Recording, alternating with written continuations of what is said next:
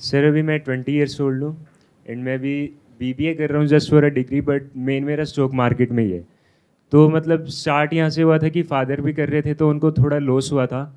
तो मेरे को ये है कि जो उनको लॉस हुआ तो मैं उसको रिकवर करूँ अच्छे से एंड इसी में अपना प्रोफेशन बिल्ड करूँ। तो उसके लिए मतलब अभी मेरे को अराउंड 1 साल हो गए मार्केट के अंदर। एंड अभी मैंने रिसेंटली एक कोर्स भी परचेज़ किया जिसको मैं कर रहा हूँ, एक मतलब काफ़ी रिनाउंड टीचर हैं, उनका कोर्स लिया मैंने। तो बट स्टिल अगर किसी के बीच में बोलते हैं ना कि स्टॉक मार्केट कर रहा हूँ, तो उनका एक रिएक्शन आता है कि जुआ कर रहे हैं, सट्टा बजा रहे हैं, ये वो। तो वो जो है कॉन्फिडेंस में काफ़ी ज़्यादा पुल बैक दे देते हैं। आपके हिसाब से क्या ये बिजनेस है या नहीं है? बिजनेस मतलब है। आप इंट्राडे करते हैं या शॉर्ट हाँ, टर्म करते हैं, कैसे करते हैं? मैं इंट्राडे करता हूँ फ्यूचर एंड ऑप्शंस में। तो सर बिजनेस इसमें ऐसे ही है कि मतलब जैसे आप सर्टिफाइड ट्रेडर बन जाते होगे, तो उसमें आप क्या कर सकते हो कि लोगों का पैसा इन्वेस्ट करवा के उनका कुछ प्रॉफिट मार्जिन रहता है जो आप लेते हो। तो ये एक बिजनेस मॉडल हो जाता है इसमें, एंड एक हो जाता है कि आप अपनी कोचिंग सेंटर रन कर सकते हो इसमें। देखो, as far as coaching centre is concern, तो अभी कुछ दिन पहले आपने देखा होगा न्यूज़ में जो आया है कि कुछ लोगों के अगेंस्ट एक्शन लिया जा रहा है जो इस तरह की कोचिंग सेंटर्स रन कर रहे हैं। क्योंकि कोचिंग सेंटर रन करने का मतलब क्या है कि आपको बड़े बड़े क्लेम करने होंगे कि मैंने ये किया है, मैंने वो किया है, मैंने वो किया है, फिर आप बोलोगे, फिर लोग आपको पैसा देंगे। तो ये तो एक तरह का फ्रॉड हो गया।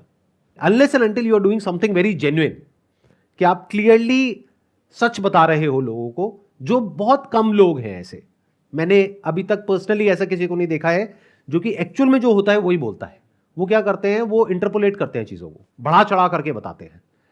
मतलब स्कूल कॉलेज के बच्चे होते हैं, वो उनका टारगेट होते हैं, जिनको क्विक मनी चाहिए होता है, तो उनको बढ़ा चढ़ा करके दिखाते हैं कि देखो मैंने इतना पैसा लगाया और इतना कमा लिया, या फिर देखो इंट्राडे में ही मैंने 50,000 रुपए कमा लिया। यानी कि उन्होंने क्या किया, 10 में से एक बार मानो कमा भी लिया तो उस एक बार को रिकॉर्ड करके लोगों को दिखा दिया। 9 बार जो लॉस हुआ वो नहीं दिखाया, या फिर लॉस को छुपा गए, सिर्फ प्रॉफिट को दिखाया। तो इस वजह से क्या होता है कि लोगों के माइंड में एक ऐसी इमेज बन जाती है कि ये तो बहुत ही आसान है यहां पे पैसा कमाना। और वो लोग बोलते हैं टिप्स की भी तुम्हें टेंशन नहीं लेनी, हम बताएंगे कौन सा खरीदना है, कब बेचना है, क्या स्टॉप लॉस है। तो एक इंसान को ये लगता है कि हाँ मेरे को सब कुछ मिल तो रहा है, 5-10 हज़ार रुपये कोर्स का देना है, उसके बाद में सब कुछ मेरा हो ही जाएगा। उसमें भी वो अलग अलग स्लैब बना देते हैं। तो एक कोचिंग ऑफ स्टॉक मार्केट मैं आपको बिल्कुल भी रिकमेंड नहीं करूंगा, unless and until you are somebody who has done something big in this industry. देखो कोचिंग का मतलब क्या होता है, पहले इसको समझना पड़ेगा अच्छे से। अगर कोई इंसान है, उसने एक्चुअल में किसी फील्ड में कुछ बहुत बड़ा किया है और वो कोचिंग दे रहा है, दैट मेक्स सेंस। बट अगर कोई इंसान है, वो खुद स्ट्रगल कर रहा है या खुद अभी नया नया है, उसको कुछ भी नहीं पता है और वो कोचिंग दे रहा है, तो वो फ्रॉड नहीं है तो और क्या है। तो I will never endorse this coaching business in stock market trading unless and until आपको 10-15 साल का या 20 साल का एक्सपीरियंस हो गया है। उसके बाद भी आपकी नीयत है कि मुझे बेवकूफ नहीं बनाना है लोगों को और सही तरीके से गाइड करना है, यानी प्लस माइनस दोनों को बताना है। यानी खुल के बताना है कि 99% चांसेस है कि आपका पैसा डूबेगा और सिर्फ 1% चांस है कि शायद पैसा बनेगा। ये अगर आप बता सकते हो लोगों को, और अगर आपने सच में बता दिया, तो कोई वो कोर्स लेगा ही नहीं आपसे, तो आपका बिजनेस चलेगा कैसे। तो आपको कहीं ना कहीं इस गेम के अंदर गलत काम करना पड़ेगा। तो कोचिंग पे तो लग गया कांटा। दूसरा आता है कि आप कह रहे हो कि मैं औरों के लिए ट्रेडिंग करके, उनका पैसा लगवा करके उसमें अपना एक कट ले लूंगा। मानो आप मेरे पास आते हो, आप मेरे को पिच करते हो कि सर मैं आपका पैसा मैनेज करूंगा, तो मैं सबसे पहला सवाल आपसे क्या पूछूंगा?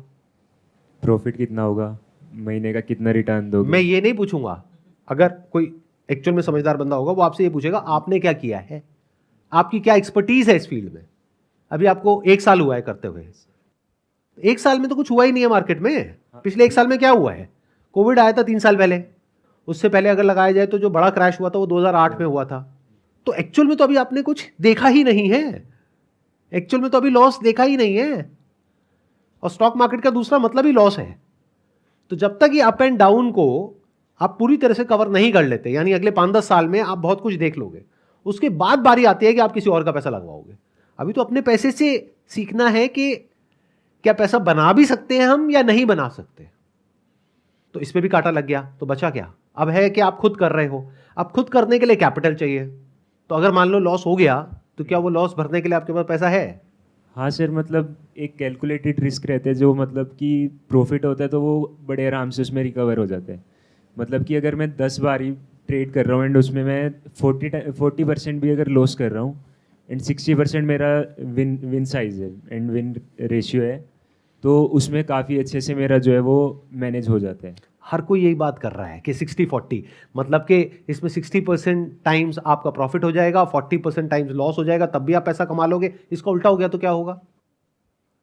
Stock market trading is not a business, it is speculation. क्योंकि आप स्पेक्यूलेट कर रहे हो कि ऐसा कुछ हो सकता है, ऐसा हो सकता है, ऐसा हो सकता है। अब आप उसमें अलग अलग तरीके से कुछ एल्गोरिथम्स को क्रैक करने की कोशिश कर रहे हो, या तो किसी सॉफ्टवेयर को यूज कर रहे हो, इसके लिए भी मल्टीपल सॉफ्टवेयर्स हैं। अभी तक कुछ भी प्रूवन नहीं है। अगर प्रूवन है तो मैं आपको पैसा देता हूं, जितना आप कहोगे उतना करो मल्टीप्लाई, और मुझे लिख करके दो, गारंटी दोगे लॉस नहीं होगा, अगर हुआ तो आपका घर मेरा हुआ। अगर इसमें एक्चुअल में कुछ प्रूवन हो, यानी आप श्योरिटी से बोल सकते हो कि सर 100 बार मैं ट्रेड करूंगा, 60 बार प्रॉफिट होगा, 40 बार लॉस होगा। ये जितने कोच है ना, ये जो कोर्सेज करा रहे हैं, सब यही बोल रहे हैं, बट वो ये नहीं बता रहे कि 99% लोग इसमें पैसा गंवा रहे हैं कोर्स लेने के बाद भी। उसके पीछे क्या वजह है? वजह यह है कि it is speculation. Nobody can predict कि क्या होने वाला है, मार्केट किस डायरेक्शन में कब कितना मूव करेगा। और ये 60-40 आप कह रहे हो, इसका उल्टा भी हो सकता है। यानी ये भी हो सकता है कि 40 बार आपने प्रॉफिट कमाया और 60 बार लॉस कर दिया, और आप खेल रहे हो फ्यूचर्स में, यानी लॉस हो गया 10 गुना, अब भरने के लिए पैसा ही नहीं है, तो फंस भी तो जाएंगे। तो सबसे पहले इस बात को बिल्कुल क्लियर कर लो अपने माइंड में, अगर कर सकते हो तो। Business is not speculation. Business means कोई प्रॉब्लम है किसी की, कस्टमर की, उसका आपने सॉल्यूशन निकाला जिसके लिए वो पैसा देने को तैयार है। तो अगर आप कस्टमर की लाइफ पे कोई वैल्यू ऐड करोगे तो वो आपको पैसा देगा। बिजनेस में और स्पेक्यूलेशन में फर्क को ध्यान से समझ लो।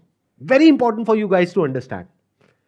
कहीं पर भी आप प्रेडिक्ट कर रहे हो कि ऐसा कुछ हो जाएगा, चाहे वो क्रिप्टो है, चाहे वो स्टॉक मार्केट है, चाहे वो कुछ भी है, आप प्रेडिक्ट कर रहे हो शॉर्ट टर्म में कि ऐसा हो जाएगा, वैसा हो जाएगा, ये हो जाएगा, वो हो जाएगा, that is all speculation.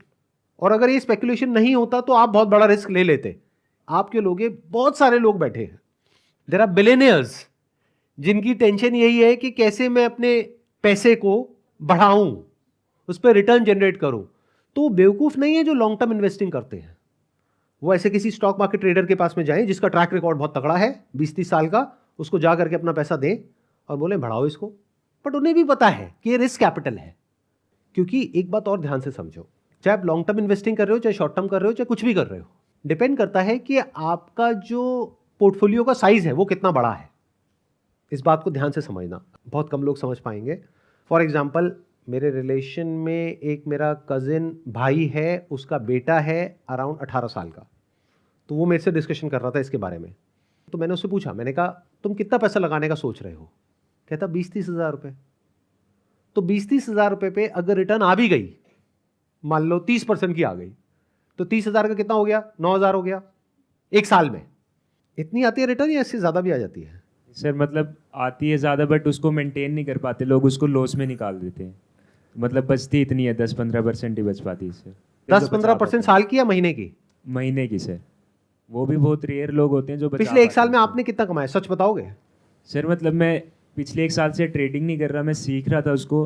Trading अभी स्टार्ट करी है, तो मतलब उसमें सर ऐसे ही होता है कि कैपिटल का, जैसे ऑप्शन में तो ये होता है कि दिन में डबल भी हो जाता है, 40% 50% भी आ जाता है, तो बट सर उसको संभालना मुश्किल है। कभी भी ये मत देखो कि मेरे पास में इतनी रिटर्न आ गई। आप ओवरऑल कैलकुलेट करो कि पूरे साल में क्या हुआ। एक दिन कुड बी एन एक्सेप्शन। एक दिन हो सकता है आपने 10 हज़ार रुपये लगाया और 1 लाख रुपए बना लिया, बट इसका अपोजिट भी तो हो सकता है कि आपने 1 लाख रुपए लगाया, वो 10 हज़ार रह गया। वो कहां है? तो जो भी प्लस है और माइनस है, दोनों की कैलकुलेशन करके साल के एंड में कितनी रिटर्न आई, वो इंपॉर्टेंट है। तो मैं कहता हूं साल के एंड में आपने निकाल ली 30% की रिटर्न। तो अब जो बात समझने वाली है यहां पर, वो बस इतनी सी है कि अगर आपने 30% जनरेट कर भी लिया, आप 18 साल के हो, 30 हज़ार पे 30% मतलब क्या? 9 हज़ार रुपए साल का। अगर मैंने मानो मार्केट में लगा दिया 1 करोड़, एग्जाम्पल है, और उसमें मैंने रिटर्न जनरेट करी सिर्फ 15%, कितना हो गया? 15 लाख। 15 लाख रुपए। तो पहले कैपिटल बना लो, इसको बोलते हैं रिस्क कैपिटल, फिर रिस्क लो। मैं आपको बोल नहीं रहा कि ये करो या मत करो। All I am saying is कि अगर आप ये सोच रहे हो कि मुझे इसको करियर बनाना है, मुझे यही करना है, दैट इज ऑल फाइन, कुछ भी सोच सकते हो, बट पहले अपना एक रिस्क कैपिटल बना तो लो, कहीं और से, यहां से नहीं बना सकते, क्योंकि रिटर्न का एक बेंचमार्क है। जो भी वर्ल्ड के सबसे सक्सेसफुल ट्रेडर्स हैं, जिसका कि लोग एग्जांपल देते हैं ये कोर्स बेचते वक्त, वो भी अगर आप देखोगे तो साल का 40 से 50% रिटर्न जनरेट कर पाते हैं। तो मान लो आपने 50% भी कर ली और आपके पास में रिस्क कैपिटल है 20,000, अरे तो 10,000 ही तो कमाए एक साल का। आपकी वैल्यू बस 800 रुपये महीना ही है। कहीं जाओगे जॉब करने, वहां भी मिल जाएगा 8-10 हज़ार रुपये तो महीने का, यानी साल का लाख रुपए तो वैसे ही कमा लोगे। तो ये क्यों कर रहे हो? ये तब करो जब रिस्क कैपिटल बड़ा हो आपके पास में। फॉर एग्जाम्पल, आज आपके पास में अपना खुद का रिस्क कैपिटल कितना है? क्योंकि आपने कहा आपके फादर को तो लॉस हो गया था, तो अभी आप कितना रिस्क ले सकते हो कि वो पैसा डूब भी जाए तो फर्क नहीं पड़ता है? कितना है आपके पास में रिस्क कैपिटल? सर मतलब मैं 10,000 कर करके लगाता हूँ, तो मतलब एक बार मैं सारा नहीं लगा देता। 10,000 का मेरा एक बार अकाउंट रहता है, तो वो कम होता है, फिर उसमें और ऐड करता हूँ, तो उस तरह चलते से। बट अगर मैं टोटल भी मान लूं तो कितना है आपके पास में, जितना आप डुबोने को तैयार हो कि डूब भी जाए तो फर्क नहीं पड़ता? कितना है आपके पास में? ऐसे तो भी नहीं है कि अभी तो सीख ही रहा हूँ, मैं अभी भी स्टूडेंट ही हूँ, स्टॉक मार्केट सीख रहा हूँ, क्लासेस चल रही है मेरी उसकी, तो अभी ऐसा नहीं है कि प्रॉपर मैंने पोर्टफोलियो अपना बिल्ड कर दिया है। मान लो वो क्लासेस खत्म हो जाती हैं, सब कुछ हो जाता है और आपने ये सब कर लिया, तो एक साल बाद आप क्या लगाते हो? आपके पास में अभी अपना खुद का कितना पैसा है? खुद का तो कुछ होगा ही नहीं, पीछे से पेरेंट्स का ही होगा। यस। और पेरेंट्स का भी पैसा कितना होगा? क्योंकि आप बता रहे हो उनको ऑलरेडी लॉस हो चुका है, तो मैं अज्यूम करता हूँ 50,000 रुपये। ये सर 50,000।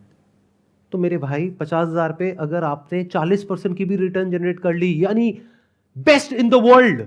अभी मैं वर्स्ट की तो बात ही नहीं कर रहा, वर्स्ट है -40%, और वर्स्ट की पॉसिबिलिटी ज्यादा है अगर प्रोबेबिलिटी के अकॉर्डिंग चलोगे। 90% वर्स्ट में आते हैं, 10% बेस्ट में आते हैं। उन 10% में से भी 1% है जो अल्ट्रा बेस्ट में आते हैं, तो मैं उसकी बात कर रहा हूं कि आपने 40-50% भी जनरेट कर ली। तो 50,000 पे अगर 50% जनरेट कर भी ली तो 25,000 रुपये तो कमा रहे हो साल का। आप अभी कुछ और करो, यानी कोई वैल्यू ऐड करो इकोनॉमी में, या तो जॉब करके या बिजनेस करके, और जब वहां से पैसा कमा लो, जब 10-20 लाख रुपए जोड़ लिया है, फिर करो इस काम को, तो फिर भी उसमें कुछ दम है। Yes sir. And call it risk capital, कि जो डूब भी जाए तो मेरे को फर्क नहीं पड़ता है। तब आप रियलिस्टिकली आगे बढ़ रहे हो। बट अगर ये सोच करके कर रहे हो कि ये तो मेरी रोजी रोटी है, इसके बेस पर मुझे अपने घर का खर्चा चलाना है, ये करना है, वो करना है, तो भाई गलत चक्रों में फंस गए हो। मेरी मानो तो बाहर निकल आओ, बाकी आपकी मर्जी। Yes sir. Wish you all the best. Thank you sir.